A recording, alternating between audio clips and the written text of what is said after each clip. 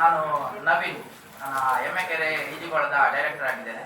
ನಮ್ಮದು form V1 aquatic aqua centre ಮತ್ತು ನಮ್ಮ V1 ಅಕ್ವಾಟಿಕ್ ಕ್ಲಬ್ ಅಂತ ಉಂಟು. ಆ ಕ್ಲಬ್ಬಿನ ಪ್ರೆಸಿಡೆಂಟ್ ಆದಂಥ ಮಧು ರಾಜ್ ಅವರಿದ್ದಾರೆ ನನ್ನೊಟ್ಟಿಗೆ.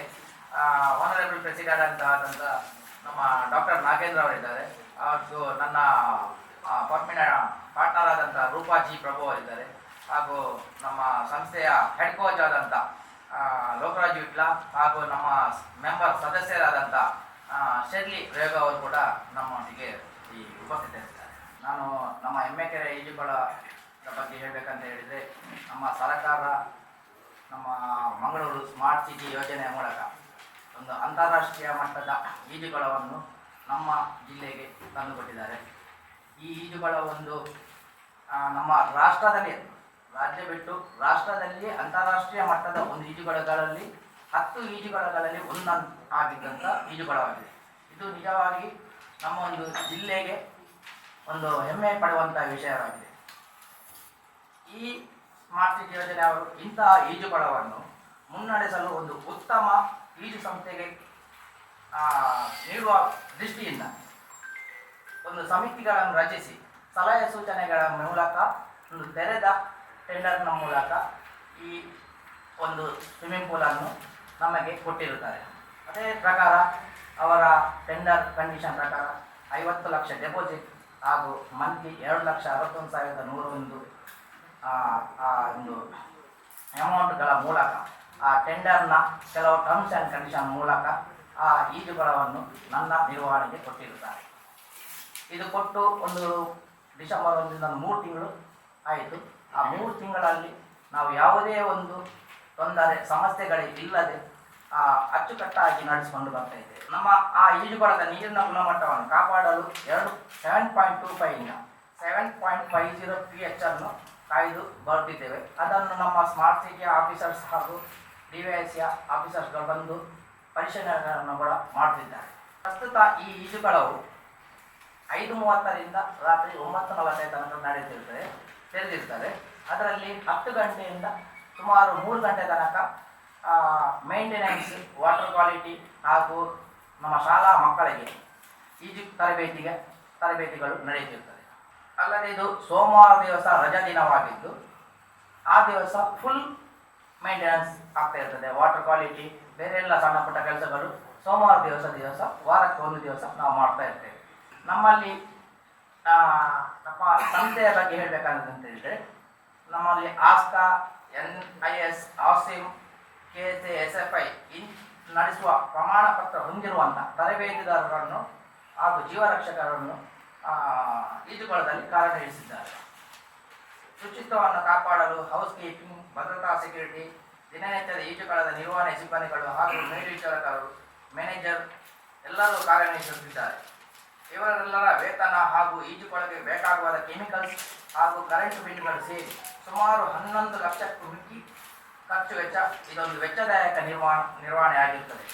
ಈ ಈಜುಕೊಳದಲ್ಲಿ ವಿಧಿಸುವ ಶುಲ್ಕದ ಮಾಹಿತಿಯನ್ನು ಆಲ್ರೆಡಿ ನಾವು ಅಧಿಕಾರಿಗಳಿಗೆ ಚರ್ಚಿಸಿ ಅವರ ಮಾಹಿತಿ, ಅವರ ಒಂದು ಸಲಹೆ ಒಪ್ಪಿಗೆಯ ಮೇರೆಗೆ ನಾವು ಮಾಹಿತಿ ಫಲಕವನ್ನು ಹಾಕಿ ಡಿಸ್ಪ್ಲೇಯಲ್ಲಿ ಕೂಡ ನಾವು ಹಾಕಿದ್ದೇವೆ. ಅದೇ ಪ್ರಕಾರ ನಾವು ಪೇಮೆಂಟನ್ನು ಮಕ್ಕಳ ಒಂದು ಇದನ್ನು ತಗೊಂಡು ನಾವು ಅಲ್ಲಿ ಬಿಡುತ್ತಿದ್ದೇವೆ. ಹಾಗೂ ವಿಶೇಷ ಪರಿಣಿತಿ ಹೊಂದಿದ ರಾಷ್ಟ್ರ ಹಾಗೂ ಅಂತಾರಾಷ್ಟ್ರೀಯ ಸಾಧನೆ ಮಾಡಿದ ಪದಕ ವಿಜೇತರಿಗೆ ಕೂಡ ರಿಯಾಯಿತಿ ದರದಲ್ಲಿ ಶುಲ್ಕವನ್ನು ವಿಧಿಸಿ ಅವರಿಗೆ ಮುಕ್ತ ಅವಕಾಶವನ್ನು ನಾವು ಕೊಟ್ಟಿದ್ದೇವೆ. ಇಲ್ಲಿ ಈಗಾಗಲೇ 2 ರಾಷ್ಟ್ರ ಮಟ್ಟದ ಸ್ಪರ್ಧೆಗಳು ಜರುಗಿದ್ದು ಹಾಗೂ ಅದಕ್ಕೆ ಬೇಕಾದ ಡೋಪಿಂಗ್ ಟೆಸ್ಟ್ನಂಥ ಎಲ್ಲ ಸೌಲಭ್ಯಗಳು ಇಲ್ಲಿ ಲಭ್ಯವಿದೆ. ಅಲ್ಲದೆ ಸ್ಪೋರ್ಟ್ಸ್ ಸೈನ್ಸ್, ಪ್ರಥಮ ಚಿಕಿತ್ಸೆ ಹಾಗೂ ಜೀವರಕ್ಷಕ ತರಬೇತಿ ಹಾಗೂ ಇನ್ನಿತರ ತರಬೇತಿಗಳನ್ನು ಕೊಡುವಂಥ ವ್ಯವಸ್ಥೆಗಳು ಇಲ್ಲಿ ಕಲ್ಪಿಸಲಾಗಿದೆ. ಇದು ಎಲ್ಲ ಸ್ಮಾರ್ಟ್ ಸಿಟಿ ಅವರ ಯೋಜನೆ ಅಡಿಯಲ್ಲಿ ಆ ಸ್ವಿಮ್ಮಿಂಗ್ ಪೂಲನ್ನು ಮಾಡಿ ನಮಗೆ ಕಲ್ಪಿಸಿಕೊಟ್ಟಂಥ ಇದು ಫೆಸಿಲಿಟಿಗಳು. ಪ್ರಸ್ತುತ ಮಂಗಳೂರಿನ ಈಜುಪಟುಗಳು ರಾಷ್ಟ್ರ ಮಟ್ಟದಲ್ಲಿ ಪದಕ ಪಡೆದ ನಂತರ ಉನ್ನತ ತರಬೇತಿಗಾಗಿ ಬೆಂಗಳೂರು ನಗರಕ್ಕೆ ವಲಸೆ ಹೋಗುವುದು ನಾವು ನೋಡಬಹುದು. ಅಲ್ಲಿ ಅವರು ಸುಮಾರು ತಿಂಗಳಿಗೆ 50,000ದಿಂದ 70,000 ವೆಚ್ಚ ಮಾಡಿ ತರಬೇತಿಗಳನ್ನು ಪಡೆಯುತ್ತಿದ್ದಾರೆ. ಆದರೆ ಮಂಗಳೂರಿನಲ್ಲಿ ನಗರದಲ್ಲಿ ಅಂತಹ ಸೌಲಭ್ಯವನ್ನು ಕಲ್ಪಿಸುವ ಸಲುವಾಗಿ ಸುಮಾರು 2 ಲಕ್ಷ ವೆಚ್ಚ ಮಾಡಿ ನಗರದಲ್ಲಿ ಲಭ್ಯವಿಲ್ಲದಂಥ ರಾಷ್ಟ್ರೀಯ ಮತ್ತು ಅಂತಾರಾಷ್ಟ್ರೀಯ ಮಟ್ಟದ ತರಬೇತುದಾರರನ್ನು ನೇಮಿಸಿ ಆ ಮೂಲಕ ಉತ್ತಮ ತರಬೇತಿ ನೀಡುವಂತಹ ಸೌಲಭ್ಯಗಳನ್ನು ಕಲ್ಪಿಸಿಕೊಳ್ಳಲು ಮುಂದಾಗಿದ್ದೇವೆ. ನಾವು ಈ ಸೌಲಭ್ಯಗಳು ದಕ್ಷಿಣ ಕನ್ನಡದ ಎಲ್ಲ ಈಜುಪಟುಗಳಿಗೆ ಮುಕ್ತವಾಗಿ ಅವಕಾಶವಿದೆ. ಇದರಲ್ಲಿ ಯೋಗಲಿಕ್ಕಿಂತ ಎಲ್ಲ ಈಜುಪಟುಗಳಿಗೆ ಕೂಡ ನಮ್ಮದು ಮುಕ್ತ ಅವಕಾಶವಿದೆ. ಆ ಫೆಸಿಲಿಟಿಯನ್ನು ಮ್ಯಾಂಗ್ಳೂರ್ ಸ್ಮಾರ್ಟ್ ಸಿಟಿ ಅವರು ಕೊಟ್ಟಂತ ಈಜುಕೊಳದ ಫೆಸಿಲಿಟಿಯನ್ನು ಯಾವಾಗಲೂ ಬಂದು ಅವರು ಅದು ಸದುಪಯೋಗ ಪಡೆದುಕೊಳ್ಳಬಹುದು. ಅಲ್ಲದೆ 3 ವರ್ಷದಿಂದ ನಮ್ಮ ಈ ಕ್ಲಬ್ಬಿನಲ್ಲಿ ಈಗ ಏನೆಲ್ಲ ಆಗ್ತುಂಟು, ನಮ್ಮ ಸಂಸ್ಥೆಯಲ್ಲಿ ಏನೆಲ್ಲ ಆಗ್ತುಂಟು ಅಂತ ಹೇಳಿದ್ರೆ, ಅಲ್ಲದೆ 3.5 ವರ್ಷದಿಂದ ಹಿಡಿದು ಹಿರಿಯ ನಾಗರಿಕ ಕೂಡ ಯಾವುದೇ ವಯೋಮಿತಿ ನಿರ್ಬಂಧವಿಲ್ಲದೆ ತರಬೇತಿಯನ್ನು ನೀಡಲಾಗುತ್ತಿದೆ. ಮಹಿಳೆಯರಿಗೆ ಈಜು ಕಲಿಯಲು ವಿಶೇಷವಾಗಿ ಮಹಿಳಾ ತರಬೇತರು ಕೂಡ ಲಭ್ಯವಿದ್ದಾರೆ. ಅಲ್ಲದೆ ವಿಶೇಷ ಚೇತನ ಮಕ್ಕಳಿಗೆ ಕೂಡ ಈಜು ತರಬೇತಿಯನ್ನು ನೀಡಲಾಗುತ್ತಿದೆ. ಹಾಗೂ ಲೈಫ್ ಸೇವಿಂಗ್ ಮತ್ತು ಇನ್ನಿತರ ಸಣ್ಣ ಪುಟ್ಟ ಇದೆಲ್ಲ ತರಬೇತಿಯನ್ನು ನಾವು ಕೊಡುತ್ತಿದ್ದೇವೆ. ಕಳೆದ 3 ತಿಂಗಳಿಂದ ಸುಮಾರು 3,000 ಮಂದಿ 30,000ಕ್ಕೂ ಹೆಚ್ಚು ಮಂದಿ ಈ ಸೌಲಭ್ಯಗಳನ್ನು ಪಡೆದುಕೊಂಡಿದ್ದಾರೆ. ಮುಂಬರುವ ದಿನಗಳಲ್ಲಿ ಈಜುಪಟುಗಳಿಗೆ ಇನ್ನಷ್ಟು ಉತ್ತಮ ಸೌಲಭ್ಯಗಳನ್ನು ನೀಡುವ ಯೋಜನೆಗಳನ್ನು ಹಮ್ಮಿಕೊಂಡಿದ್ದೇವೆ. ಸ್ಮಾರ್ಟ್ ಸಿಟಿಯ ಮೂಲ ಯೋಜನೆಯ ಉದ್ದೇಶಕ್ಕೆ ಪೂರಕ ಅಭಿವೃದ್ಧಿಗೆ ಅಗತ್ಯ ಇರುವಂತಹ ಎಲ್ಲ ಕ್ರಮಗಳನ್ನು ನಾವು ಕೈಗೊಂಡಿದ್ದೇವೆ.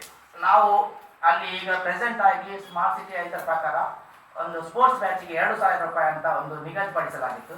ಆದರೆ ನಾವು ರಿಯಾಯಿತಿ ದರದ ಮೇಲೆ ರಾಷ್ಟ್ರೀಯ ಮತ್ತು ಅಂತಾರಾಷ್ಟ್ರೀಯ ಒಬ್ಬ ಮಕ್ಕಳಿಗೆ 1,000 ರೂಪಾಯಿಯನ್ನು ನಾವು ರಿಯಾಯಿತಿ ದರದ ಮೇಲೆ ಕೊಡ್ತಿದ್ದೇವೆ. ಅದು ಕೂಡ ಅವರಿಗೆ ಯಾವುದೇ ಒಂದು ಟೈಮಿಂಗ್ಸ್ ಅದು ಇದು ಯಾವುದೇ ಒಂದು ರಿಸ್ಟ್ರಿಕ್ಷನ್ ಇಲ್ಲ. ಆದರೆ ಮಾಹಿತಿಯ ಕೊರತೆಯಿಂದ ಅದನ್ನು 1,000ದಿಂದ 4,000 ನಾವು ಮಾಡಿದ್ದೇವೆ ಅಲ್ಲ ಅಂತ ಹೇಳಿದ್ದಾರೆ. ಬಟ್ ಅಂಥದ್ದು ಎಲ್ಲಿ ಕೂಡ ಆಗಿಲ್ಲ. ಯಾಕೆಂದರೆ ನಾವು ಅಲ್ಲಿ ಆಲ್ರೆಡಿ ಸೂಚನಾ ಫಲಕದಲ್ಲಿ ನಮ್ಮ ರೇಟನ್ನು ಕೂಡ ಹಾಕಿದ್ದೇವೆ. ಹಾಗಾಗಿ ಕೆಲವು ಜನಗಳು ನಮ್ಮ ಈ ಡೆವಲಪ್ಮೆಂಟ್ನ ನೋಡಿಕೊಂಡು ನಮ್ಮ ಮಕ್ಕಳು ಆ ಲೆವೆಲ್ಗೆ ಹೋಗ್ತಿದ್ದಾರೆ ಎನ್ನುವ ನಿಟ್ಟಿನಲ್ಲಿ ಬೇರೆ ಬೇರೆ ಒಂದು ನ್ಯೂಸ್ಗಳನ್ನು ಒಂದು ಸೃಷ್ಟಿ ಮಾಡಿಕೊಂಡು ನಮ್ಮ ಜನರಿಗೆ ಸುಳ್ಳು ಮಾಹಿತಿಯನ್ನು ದೊರಕಿಸುತ್ತಿದ್ದಾರೆ. ಅದಕ್ಕೆ ಬೇಕಾಗಿ ದಯವಿಟ್ಟು ನಮ್ಮ ಪತ್ರಕರ್ತರಲ್ಲಿ ಒಂದು ವಿನಂತಿ, ಸರಿಯಾಗಿ ಅದರ ಬಗ್ಗೆ ತಿಳ್ಕೊಂಡು ನಮ್ಮ ಕರೆಕ್ಟ್ ವಿಷಯಗಳನ್ನು ನೋಡಿಕೊಂಡು ನಮ್ಮ ಪಬ್ಲಿಕ್ನವರಿಗೆ, ಸಮಾಜದ ಜನತೆಗೆ ಏನೆಲ್ಲ ನಮ್ಮ ಸೌಲಭ್ಯಗಳುಂಟು, ಯಾವ ರೇಟ್ಗಳುಂಟು, ಹೇಗೆ ಉಂಟು, ಅದರ ಮಾಹಿತಿಯನ್ನು ಎಲ್ಲರಿಗೂ ಒಂದು ತಲುಪಿಸಿಕೊಡಬೇಕಾಗಿ ಮಾಧ್ಯಮಗಳ ಮೂಲಕ ಪತ್ರಮಿತ್ರರು ಒಂದು ತಲುಪಿಸಬೇಕಾಗಿ ನಮ್ಮ ಒಂದು ವಿನಂತಿ. ಇಲ್ಲ ಸರ್ ಮೇಡಮ್, ಅಂಥ ಫೆಸಿಲಿಟಿಯನ್ನು ನಮಗೆ ಅಲ್ಲಿ ಕೊಟ್ಟಿದ್ದಾರೆ. ನಮಗೆ ಈಗ ಸ್ಟಾರ್ಟಿಂಗ್ 3 ಮಂತ್ ಆಯ್ತು ಅಷ್ಟೇ ಅಲ್ಲ, ಇನ್ನು ನಾವು ಅದನ್ನು 1 by 1 ಮಾಡ್ತಾ ಹೋಗ್ತಿದ್ದೇವೆ. ಈಗ ನಾವು ಅದಕ್ಕೆ ಬೇಕಾಗಿ ಜಿಮ್ನನ್ನು ಫೆಸಿಲಿಟಿಯನ್ನು ಡೆವಲಪ್ಮೆಂಟ್ ಮಾಡಿದ್ದೇವೆ. ಈಗ ಜಿಮ್ ಎಕ್ವಿಪ್ಮೆಂಟ್ಸ್ ಎಲ್ಲ ಬರ್ತಾ ಉಂಟು. ಒಂದು 10 ಡೇಸಲ್ಲಿ ಅದು ಕ್ಲಿಯರ್ ಆಗುತ್ತೆ. ಎಕ್ವಿಪ್ಮೆಂಟ್ ಒಂದು 3 to 4 lakh ತನಕ ಎಕ್ವಿಪ್ಮೆಂಟ್ಸ್ ನಾವು ಹಾಕ್ತಿದ್ದೇವೆ. ಓಪನ್ ಆಗಿ ನನ್ನ ಲೆಕ್ಕದಲ್ಲಿ ಏಪ್ರಿಲಿಂದ ಆಗಿದೆ. ಬಟ್ ನಮಗೆ ಟೆಂಡರ್ ಮುಖಾಂತರ ಕೊಟ್ಟದ್ದು ಡಿಸೆಂಬರ್ 1ರಿಂದ. ಮತ್ತು ನಮ್ಮಲ್ಲಿ ಯಾವುದೇ ಒಂದು ಇದು ನಮ್ಮ ಬ್ಲೀಚಿಂಗ್ ಪೌಡರ್ಸ್ ಎಲ್ಲ ಆಗೋದಿಲ್ಲ. ಸ್ಪೆಷಲಿ ಆಗಿ ನಾವು ಸ್ವಿಮ್ಮಿಂಗ್ ಪೂಲಿಗೆ ಯೂಸ್ ಮಾಡುವಂಥ TCC 90 ಎನ್ನುವ ಒಂದು ಕ್ಲೋರಿನನ್ನು ನಾವು ಯೂಸ್ ಮಾಡ್ತಾ ಇದ್ದೇವೆ. ಲೈಫ್ ಸೇವಿಂಗ್ ಸೊಸೈಟಿ ಟ್ರೈನರ್ ಇದ್ದಾರೆ ರೋಹಿತ್ ಅಂತೇಳಿ. ಅವರು ವರ್ಷಕ್ಕೆ 1 ಸರ್ತಿ ಬಂದು ನಮ್ಮ ಎಲ್ಲ ಲೈಫ್ ಗಾರ್ಡ್ಸ್ನವರಿಗೆ, ಸ್ವಿಮ್ಮರ್ಸ್ಗಳಿಗೆಲ್ಲ ಓರಿಯೆಂಟೇಷನ್ ಮಾಡ್ತಾರೆ. ನಮ್ಮಲ್ಲಿ ನಮ್ಮದು 4 ಪೂಲ್ ಇದೆ. ಎಲ್ಲ ಪೂಲ್ಗಳ ಲೈಫ್ ಗಾರ್ಡ್ಸನ್ನು ನಾವು ಆ ಟೈಮಲ್ಲಿ ಕರಿತೇವೆ.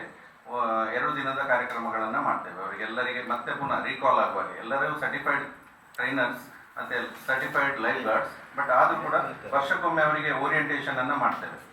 ನಮ್ಮದು ಇಲ್ಲಿ 4 ಲೈಫ್ ಗಾರ್ಡ್ ಎಮ್ಮೆಕೆರೆ ಪೂಲಲ್ಲಿ, ಹಾಗೆ ಎಲೋಶಸ್ ಪೂಲಲ್ಲಿ ಕೂಡ 4, ಹಾಗೆ ನಮ್ಮ ಎಲ್ಲ ಪೂಲ್ಗಳಲ್ಲಿ ಕೂಡ ಇದ್ದಾರೆ. ನಮ್ಮ ಕ್ಲಬ್ 2020 ಕೋವಿಡ್ ಟೈಮಲ್ಲಿ ಆ್ಯಕ್ಚುಲಿ ಸ್ಟಾರ್ಟ್ ಆದದ್ದು. ಅದರ ಮೊದಲು ನಾವೆಲ್ಲ ಮಂಗಳ ಸ್ವಿಮ್ಮಿಂಗ್ ಪೂಲಲ್ಲಿ 3 ಕ್ಲಬ್ ಭಾಗದಲ್ಲಿ ಕಾರ್ಯಾಚರಣೆ ನಡೆಸ್ತಾ ಇದ್ದೆವು. 2020ರಲ್ಲಿ ಕೋವಿಡ್ ಬಂದ ಕೂಡಲೇ ಅದನ್ನು ಬಂದ್ ಮಾಡಬೇಕೇಳಿ ಗೌರ್ಮೆಂಟಿಂದ ಆರ್ಡರ್ ಬಂದ ನಂತರ ನಾವು ಪ್ರೈವೇಟೈಸೇಷನ್ಗೆ ಹೋದೆವು. ಸೊ ಪ್ರೈವೇಟೈಸೇಷನ್ಗೆ ಹೋಗುವಾಗ ನಾವು ಎಲೋಶಿಯಸ್ ಕಾಲೇಜನ್ನು ರೆಂಟ್ ಬೇಸಿಸಲ್ಲಿ ರನ್ ಮಾಡಲಿಕ್ಕೆ ಸ್ಟಾರ್ಟ್ ಮಾಡಿದ್ವಿ. ಆಗ ನಮ್ಮ ಮಕ್ಕಳಿದ್ದದ್ದು 13 ಮಕ್ಕಳಿಂದ ಕಾಸ್ಟ್ಗಿಂತ ಜಾಸ್ತಿ ಅಲ್ಲಿ ಕೊಟ್ಟು ನಾವು ಮಕ್ಕಳ ಹತ್ರ ಕಮ್ಮಿ ಅಮೌಂಟ್ ತೆಗೆದುಕೊಂಡು ಸ್ಟಾರ್ಟ್ ಮಾಡಿ ಮುಂದುವರಿಸಿದೆವು. ಆ್ಯಕ್ಚುಲಿ ನವೀನವರು ಅದನ್ನು ಲಾಸ್ ಅಲ್ಲಿ ನಡೆಸಿದ್ದಾರೆ. ಬಟ್ ಸ್ವಿಮ್ಮರ್ಸ್ ಸ್ವಿಮ್ಮಿಂಗ್ ಅನ್ನು ಡಿಸ್ಕಂಟಿನ್ಯೂ ಮಾಡಬಾರದು ಹೇಳಿ ಆ ಉದ್ದೇಶದಿಂದ ನಡೆಸ್ತಾ ಇದ್ದೆವು. ಆ 13 ಮಕ್ಕಳು ಈಗ 150 ಮಕ್ಕಳಾಗಿ ಬೆಳವಣಿಗೆ ಬಂದಿದೆ ನಮಗೆ. ಆ 150 ಮಕ್ಕಳಲ್ಲಿ at least 50 swimmers state medal already ಮಾಡಿದ್ದಾರೆ. ಒಂದು 10 ಸ್ವಿಮ್ಮರ್ಸ್ ನ್ಯಾಷನಲ್ ಮೆಡಲ್ ಆಲ್ರೆಡಿ ಪಡೆದುಕೊಂಡಿದ್ದಾರೆ. 50 ಮೆಂಬರ್ಸ್ ಆಲ್ರೆಡಿ ನ್ಯಾಷನಲ್ ಪಾರ್ಟಿಸಿಪೇಷನ್ ಉಂಟು, ಬಟ್ ಸ್ಟೇಟ್ ವಿನ್ನರ್ಸ್ ಆಗಿದ್ದಾರೆ. ನ್ಯಾಷನಲ್ ಪಾರ್ಟಿಸಿಪೇಷನ್ ಮಾತ್ರ. ಮೆಡಲ್ ವಿನ್ನರ್ಸ್ ಅದರಲ್ಲಿ 10 ಮಂದಿ ಇದ್ದಾರೆ. ನನ್ನ ಹೆಸರು ಶರ್ಲಿ ರೇಗೋ. ನನ್ನ ಮಗ Alastair Samuel Rego national medallist ಮತ್ತು ಖೇಲೋ ಇಂಡಿಯಾ ಕ್ವಾಲಿಫೈಯರ್. ಅವನು ಪಾಸ್ಟ್ 3 years LOC ಸ್ಕೂಲಲ್ಲಿ ಸ್ವಿಮ್ಮಿಂಗ್ ಮಾಡ್ತಿದ್ದ under Lokaraj ವಿಟ್ಲ್ coach. Junior medal ಆಗುವ ತನಕ ಅವರ ಅಂಡರಲ್ಲಿ ಕೋಚಿಂಗ್ ಪಡಿತಾ ಇದ್ದ. ಅದರ ನಂತರದ್ದು ಹೈ ಲೆವೆಲ್ ಟ್ರೈನಿಂಗ್ ಬೇಕಿದ್ರೆ ನಮಗೆ ಕೋಚ್ ಹೇಳಿದರು ಬೆಂಗಳೂರಿಗೆ ನೀವು ಯಾಕೆ ಟ್ರೈ ಮಾಡಬಾರ್ದು ಅಂತ. ಹಾಗೆ ನಾವು ಟ್ರೈ ಮಾಡಿ ನಾವು ಬೆಂಗಳೂರಿಗೆ ಹೋಗಿದ್ವಿ. ಹೋದಾಗ ಅಲ್ಲಿದ್ದು cost of living, coaching fees, accommodation, food ಎಲ್ಲ ಸೇರಿದರೆ 50-55,000 ತನಕ ಆಗ್ತದೆ. ನಾವು ಅದು ಮ್ಯಾನೇಜ್ ಮಾಡಿದ್ವಿ. ಲಾಸ್ಟ್ ಇಯರ್ ನಾವು ಅಲ್ಲಿ ಹೋಗಿ ಅದು ಭರಿಸಿ ಸಮ್ಮರ್ ವೆಕೇಷನಲ್ಲಿ ಅವನಿಗೆ ಕೋಚಿಂಗ್ ಕೊಡಿಸಿದ್ವಿ ಅಲ್ಲಿ ಕೊಂಡೋಗಿ. ಆದರೆ ಅದು ನಮಗೆ ತುಂಬ ಎಕ್ಸ್ಪೆನ್ಸಿವ್ ಆಗ್ತದೆ. ಹಾಗೆ ಈಗ ಮತ್ತೆ ಇಲ್ಲಿ ಕಾಲೇಜಿದ್ದು ಪ್ರಾಬ್ಲಮ್ ಆಗುತ್ತಂತ ಹಿಂದೆ ಬಂದ್ವಿ. ಲೇಟರ್ ಈ ವರ್ಷ ಸಹ ನಾವು ಡಿಸೈಡ್ ಮಾಡ್ತಿದ್ವಿ, ಸರ್ ಪರ್ಮಿಷನ್ ಕೇಳಿ ನಾವು ಡಿಸೈಡ್ ಮಾಡ್ತಾ ಇದ್ವಿ.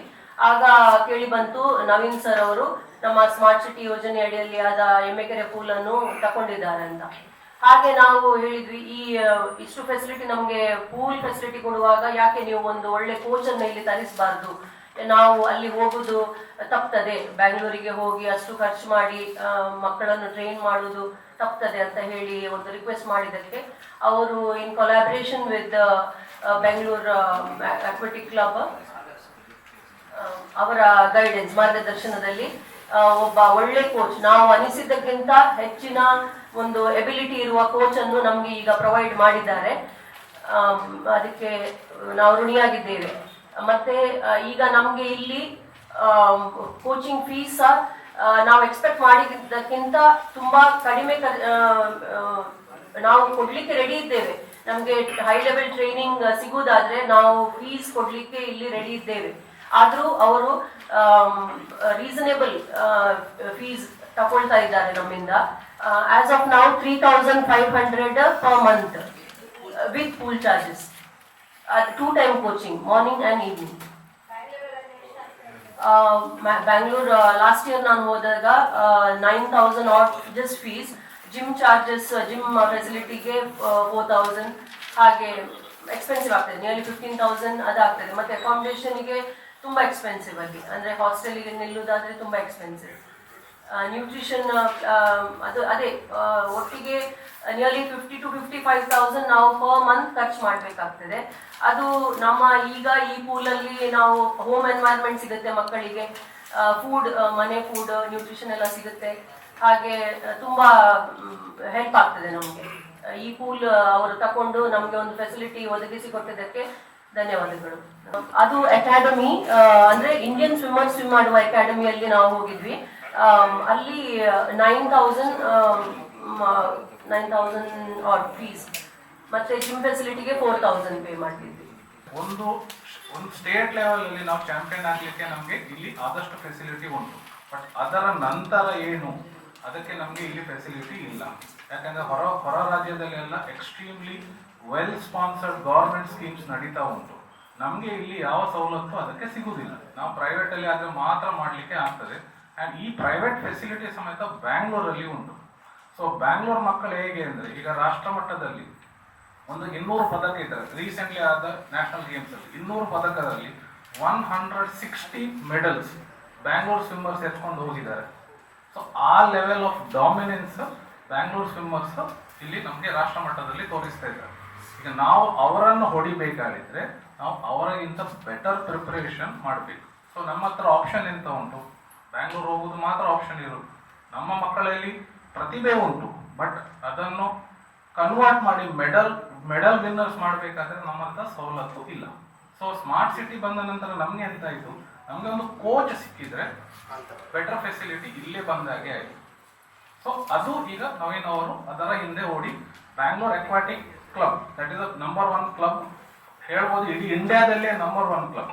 ಅವರೊಟ್ಟಿಗೆ ಟೆಕ್ನಿಕಲ್ ಕೋಆಪರೇಷನ್ ಒಟ್ಟಿಗೆ ಈಗ ಮ್ಯಾಂಗ್ಳೂರ್ ಸ್ಮಾರ್ಟ್ ಸಿಟಿಯಲ್ಲಿ ಅಲ್ಲಿದು ಕೋಚಸ್ ಅಂತಂದು ನಾವು ನಮಗೆ ನಮ್ಮ ಮಕ್ಕಳಿಗೆ ಟ್ರೈನ್ ಮಾಡುವ ಹೇಳಿ ನಮ್ಮದೊಂದು ಉದ್ದೇಶದಲ್ಲಿ ನಡೆಸ್ತಾ ಇದ್ದೇವೆ. ಈಗ ಸ್ಪೋರ್ಟ್ಸ್ ಪರ್ಸನ್ಸ್ ಎಷ್ಟು ಅಲ್ಲಿ ನಾರ್ಮಲ್ ನಿಮ್ಮ ಸ್ಪೋರ್ಟ್ಸ್ ಕೋಚಿಂಗ್ ಎಷ್ಟು? ಸ್ಪೋರ್ಟ್ಸ್ ಕೋಚಿಂಗಿಗೆ 2,500 ರೂಪಾಯಿ, 2,000 ರೂಪಾಯಿ ಪ್ಲಸ್ 1,000 ರುಪೀಸ್ ನಮ್ದು ಪೂಲ್ ಚಾರ್ಜಸ್.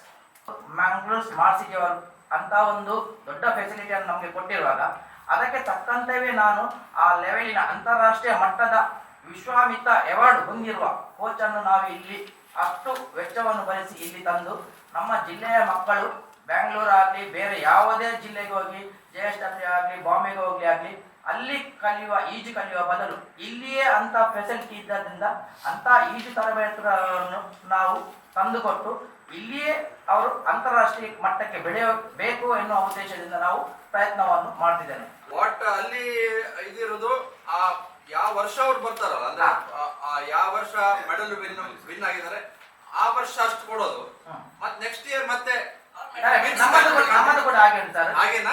2024 ಏಪ್ರಿಲ್ ಇಂದ 2025 ಮಾರ್ಚ್ ತನಕ ನ್ಯಾಷನಲ್ ರೆಕಾಗ್ನೈಸ್ಡ್, ಓಪನ್ ಅಲ್ಲ ರೆಕಾಗ್ನೈಸ್ಡ್ ಇದರಲ್ಲಿ ಅದು ನಮ್ಗೆ ಗೊತ್ತಿರ್ತದೆ. ಆ ವರ್ಷ ಇದು ಬರುತ್ತೆ, ಆ ವರ್ಷ ಅವರಿಗೆ ಕನ್ಸೆಷನ್ ಬರುತ್ತೆ. ಇದು ನಾವು ಓಪನ್ ಆಗಿ ಹೇಳುವಂಥದ್ದು. ಪ್ಲಸ್ ನಮ್ಮ ಎಲ್ಲಾ ಈಜುಪಟುಗಳಿಗೆ ದಕ್ಷಿಣ ಕನ್ನಡ ಅಲ್ಲದೆ ಬೇರೆ ಜಾಗದವರು ಕೂಡ ಬಂದರೆ ಕೂಡ ನಮ್ಮದು ಮುಕ್ತ ಅವಕಾಶವಿದೆ.